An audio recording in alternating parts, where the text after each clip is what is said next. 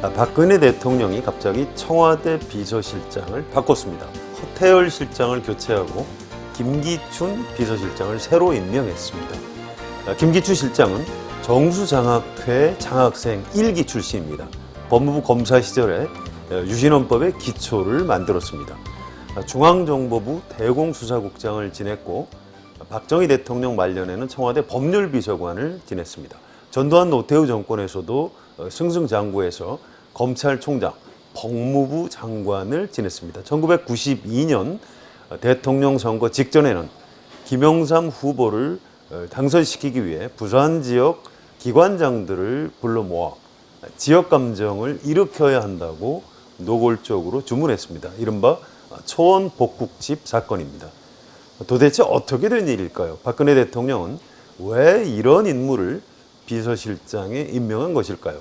또 정무수석에 정치 경험이 전혀 없는 외교관을 임명한 것은 무슨 의미일까요? 오늘은 청와대 인사와 그 파장을 짚어보도록 하겠습니다. 네, 석진환 기자 나오셨습니다. 안녕하세요. 네, 안녕하세요. 예, 먼저 이번 인사 내용을 간단히 좀 소개를 해주실까요? 네, 일단 저희들이 예상했던 것보다 굉장히 인사폭이 컸습니다. 그렇죠. 예, 공석인 정무수석 정도를 새로 임명하지 않을까 생각을 했었는데요. 비서실장을 포함해서 청와대 수석비서관 9명, 그러니까 전부합해 10명이죠. 10명 중에 5명을 새로 임명했습니다. 과반을 교체한 거군요. 네, 그렇습니다. 네. 허태열 비서실장이 김기춘 비서실장으로 교체가 됐고요. 공석인 정무수석에는 외교관 출신인 박준우 씨가 임명이 됐습니다. 곽상도 민정수석 대신에 홍경식 민정수석이 새로 임명이 됐고요. 홍경식 민정수석은 검사장을 지내고 법무연수원장까지 지낸 검찰 고위간부 출신입니다. 최순웅 미래전략수석 대신에 전 하나나텔레콤 대표이사를 지낸 윤창번 씨, 이분은 인수위 전문위원을 지냈었습니다. 네. 그리고 최성재 고용복지수석 대신에 보건복지부 차관 출신인 최원영 수석이 새로 임명됐습니다. 그렇군요. 자, 가장 궁금한 게 네. 기자들도 이제 전혀 예측하지 못했듯이 예. 이번 인사를 갑자기 왜 했을까 이런 부분입니다. 자, 인사를 한 이유에 대해서 예. 박근혜 대통령이 직접 설명한 게 있습니까? 직접 설명한 건 오늘 국무회의 때 청와대 비서진 교체 사실을 이제 소개하면서 굉장히 더욱더 강력한 정부를 만들겠다. 변화와 쇄신을 하반기부터 본격적으로 시작하겠다. 그다음에 이정현 홍보수석의 말에 따르면 하반기부터는 본격적인 국정 운영 성과를 좀 내야 된다.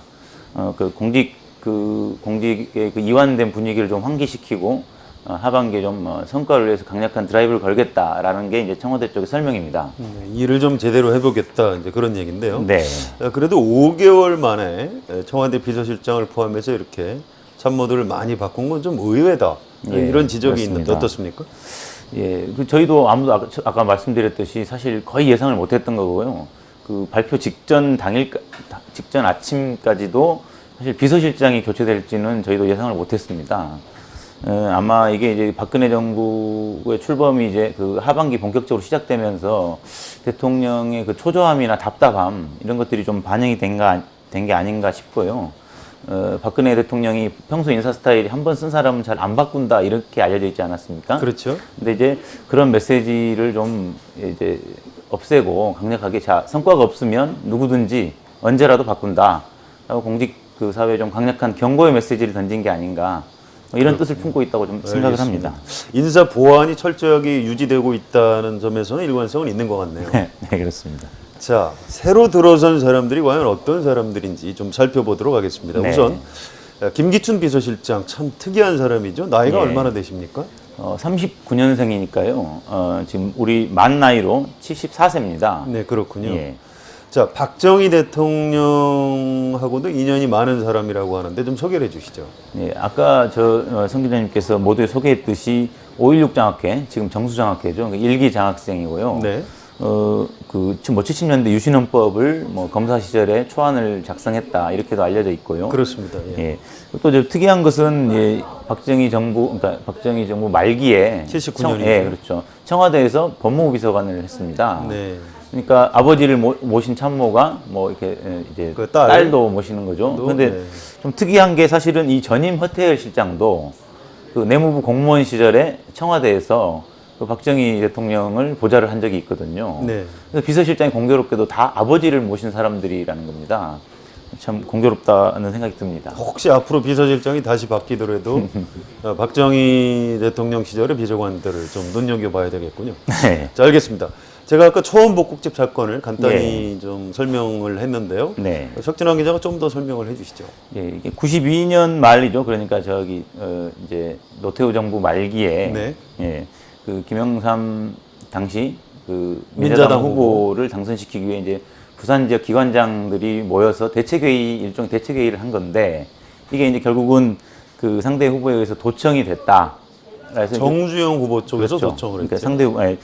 도청이 돼서 이 내용이 알려졌는데 결과적으로 사실은 이렇게 지역 감정을 조작하는 그 대책회의가 있었다는 게 굉장히 비판을 받을 만한 사안인데도 불구하고 오히려 그쪽 그 PK 지역과 영남 지역의 이 표를 결집시키는 효과를 나중에 내게 됩니다. 그래서 나중에 실제로는 이 김기춘 실장이 당시 그 김영삼 대통령 당선의 1등 공신이 아니냐. 사고를 쳤는데 오히려 도움이 됐다 그런 얘기가 되겠죠. 그렇죠. 아무튼 뭐 대표적인 정치 공작 사건인데 네. 역사적인 평가는 좀 더 후하게 내려지고 있는 것 같습니다. 자, 김기춘 실장과 박근혜 대통령의 인연은 어떻게 됩니까? 그 인연이 그렇게 길지는 않습니다. 2005년, 그러니까 박근혜 당시 한나라당 대표 시절에 네, 대표였죠. 예, 대표 시절에 당시 재선인 그 김 의원을 이제 여의도 연구소장으로 임명을 합니다. 이때부터 이제 그 2007년 박근혜 그 당시 한나라당 대선 경선 후보 시절에 그 법률지원단장을 맡아서 활약을 했고요. 이후에도 쭉 이제 저희가 알려진 그 7인회라는 멤버로서 이제 박근혜 후보한테 지속적인 조언을 한 것으로 알려져 있고요. 대통령이 된 뒤에 정부 출범 이후에도 줄곧 조언을 좀 한 것으로 그렇게 알려져 있습니다. 그렇군요. 네. 2005년에 여의도 연구소장을 할 때면 혹시 삼선 의원 때가 아닌가요? 96년에 처음 국회의원이 됐고 2000년에 재선, 그럼 2004년에 삼선이군요. 됐으니까 예, 아마 삼선 의원이었던 걸로 저는 기억을 합니다. 네네네, 맞습니다. 알겠습니다. 예. 자, 김기춘 실장 기자들하고 접촉을 했죠? 뭐라고 그랬습니까? 박근혜 정부의 국정 철학을 실현하는데 최선을 다하겠다라고 일반적인 각오를 밝혔습니다. 뭐 특별한 내용은 네. 없었군요. 네네. 한 가지 특이한 게 네. 대통령과 여야 대표 또 원내대표들 이른바 오자회담을 제안하면서 네. 윗분의 뜻을 받들어서 기자들에게 뭔가 좀 발표를 하겠다. 답변하겠다. 그렇게 얘기를 이런 했죠. 표현을 쓰던데 네. 저는 그 윗분의 뜻을 받들어서 이런 표현을 그전에 들어본 일이 없거든요. 청와대 기자들은 어떻게? 저희도 상당히 좀 생소했습니다. 네. 그래서 박근혜 대통령의 대신 발표하겠다라든가 보통 통상 그렇게 얘기를 하는데 아마 그 시절 분들의 그 말투가 아닌가 그런 생각이 좀 드는데요. 그런가요? 저는 그 북한에서 김정일 위원장이나 이제 김정은 제1비서를 네. 향해서 그 당뇨들이 네. 또는 그 당 간부들이 상부의 뜻을 받들어 이런 표현을 쓰는 건 봤거든요. 네. 네, 김기춘 실장이 참 좀 굉장히 좀 특이한 것 같습니다. 자, 좋습니다. 자, 예. 석진환 기자 보시기에 네네. 박근혜 대통령이 김기춘 실장을 발탁한 진짜 이유가 뭐라고 생각하십니까? 자세한 사정이야 제가 대통령이 아니니 알 수 없으나 새누리당의 한 중진 의원이 이런 얘기를 했습니다. 그러니까 김기춘 실장은 박근혜 대통령에게 보고를 어떻게 할 줄 아는 사람이다. 네. 이런 말을 한 적이 있거든요. 모실 줄 안다 그런 네, 얘기네요. 그러니까 박근혜 대통령이 무엇을 원하는지, 그다음에 박근혜 대통령이 그 보고를 받을 때 이렇게 아주 간결하게, 그다음에 원하는 대로 이런 오랫동안 박근혜 대통령과 소통을 해오면서 그러니까 그런 뭐랄까요, 저희들 쓰는 말로 혀에 감긴다고 할까요? 이렇게 그런 참모진이 좀 필요했던 것 같고 좀 답답함을 풀어주고 더군다나 이제 김기춘 실장이 공안검사 출신 아닙니까? 그렇죠. 그러니까 여러 분야 두루 경험도 많고 국회도 경험을 했고 그래서 그런 경험들을 좀 활용하여 이렇게 좀 뭔가 강력한 좀 드라이브를 걸고 싶지 않았나 그런 생각이 듭니다. 네, 알겠습니다. 자, 비서실장 다음으로는 정무수석 인사가 눈길을 끌었는데요. 네네. 자, 새로 정무수석이 된 분은 어떤 사람입니까? 그러게 저희도 이제 이름 듣고 누구냐 전혀 도대체, 예상하지 못했죠. 더군다나 이제 프로필을 확인해 보니 외교관 출신이란 말이죠. 네. 그러니까 저희가 알기로는 한나라당에서 삼선이나 또는 재선 의원 출신의 그러니까 현직이 아닌 전직 의원들을 한 3명 정도 추천한 걸로 알고 있는데 다 퇴짜를 맞았다고 합니다. 그래서 사실은 정무수석 자리가 2달이 넘게 공석이었거든요. 근데 고르고 장고 끝에 외교관 출신 정무수석을 내놔서 저희 상당히 좀 당황스러웠습니다. 어떤 경력을 가지고 있는지 좀 소개해 주시죠. 예, 이 전문적인 30년 경력의 직업 외교관 출신입니다. 네. 그 마지막이 이제 벨기에와 EU 대사를 했었고요. 최근에는 뭐 국제교류재단 이사장의 하마평이 있었는데 정무수석으로 올지는 저희도 예상을 못했고요. 네. 대신에 저희가 이제 외교부 쪽에 출입 기자들이 확인을 해보면 의외로 또 외교부 쪽에서는 평가가 또 좋습니다. 외교관으로서의 평가는 좋다. 예, 그런 얘기겠죠. 이 정부 어떤 이 판단력이 좋고 네. 또 이 부처 내에서 상당히 소통을 할 줄 알고 대화를 할 줄 아는 사람이다. 그런 외교 쪽에서는 상당히 평가가 좋았는데 이분이 이제 정무에서 국회를 상대로 어떤 역할을 할지는 사실 좀 미지수입니다. 자, 역대 정권에서 정치 경험이 없는 외교관을 청와대 정무수석으로 임명한 사례가 있나요? 글쎄 제 기억에는 없는 것 같은데요. 자, 전문직 외교관을 정무수석에 앉힌 박근혜 대통령의 생각은 뭘까요? 정치를 혹시 외교라고 생각하는 건 아닌가요? 글쎄 외교라고 생각하는 건 아니지만 제 생각엔 뭔가 사실 정무수석이 2달이 공석이었는데 큰 문제를 느끼지 않는 것 같고요. 그리고 이 박근혜 대통령 스타일이 그러니까 비록 5선을 하긴 했지만 그 여의도 정치의 그 생리에 대해서 충분한 이해를 갖고 있는지는 사실 좀 의문입니다. 워낙 이 정치권 데뷔 이후부터 이렇게 예, 뭐 거물급이어서 그렇습니다. 예, 그래서 이게 전혀 다른 그러니까 청와대 쪽 설명도 그렇거든요. 그러니까 전혀 다른 방식의 정무수석의 정무수석이 롤을 될 한번 것이다. 실험해 보겠다고 했는데 네. 뭘 실험하겠다는 건지는 아직 명확하지 않습니다. 알겠습니다. 여당 의원들, 야당은 물론이고 여당 예. 의원들도 좀 깜짝 놀라는 것 같던데요. 네. 새누리당 의원들 반응은 어떻습니까? 새누리당 의원들도 역시 누구냐입니다. 네, 누군지 모르겠다. 예, 누구냐. 그다음에 좀 황당하다. 좀 걱정이 된다. 그리고 나서 이제 결국은 마지막에 하는 얘기는 그렇습니다. 나중에 결국은 정무수석 역할을 국회 3선 경험이 있는 김기춘 실장과 또 왕수석으로 통하는 이정현 홍보수석이 네. 실질적으로 하지 않겠느냐. 뭐 그런 분석이 나오고 있습니다. 정무수석은 심부름 정도 하겠군요, 앞으로. 모르겠죠. 그거는 뭐. 네, 알겠습니다. 네. 자, 이번 인사 결과를 놓고 보면 그 군 출신, 네.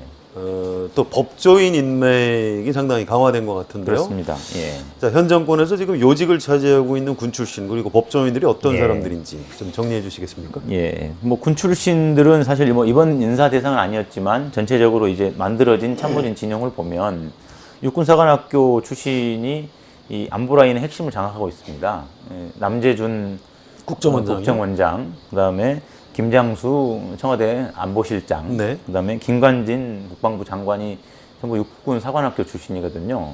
남재준 뭐 원장이나 김장수 실장 다 육군 참모총장을 지냈었고요.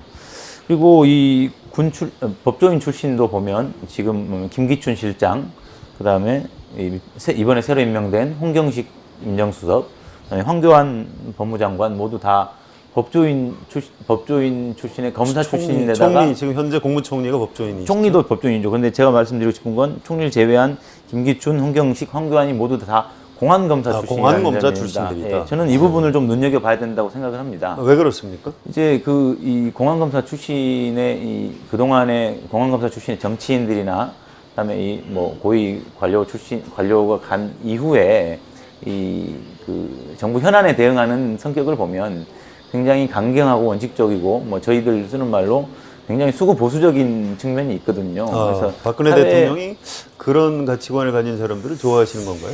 그래서 아마 이분들이 이제 주로 뭐 법 질서를 강조하고 원칙을 중요시 내세우고 이렇게 해서 좋아하는 것 같은데 사실은 제 생각은 좀 다릅니다.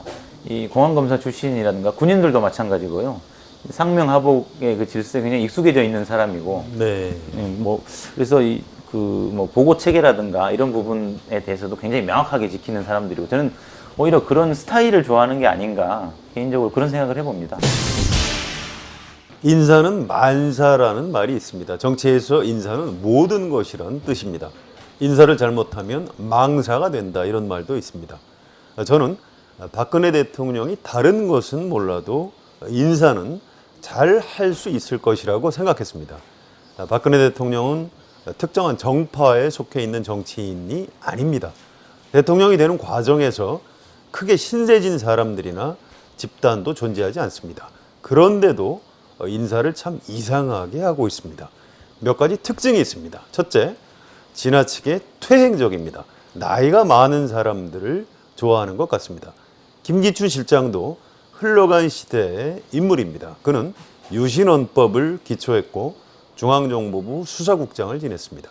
지역 감정을 자극해야 한다고 정치 공작을 했다가 들통이 났습니다. 그런 사람을 청와대 비서실장에 기용하는 것을 도저히 이해할 수가 없습니다. 둘째, 군인들이나 법조인들을 너무 선호합니다. 군인과 법조인들은 장관의 명령을 받들어 이행하는데 익숙한 사람들입니다.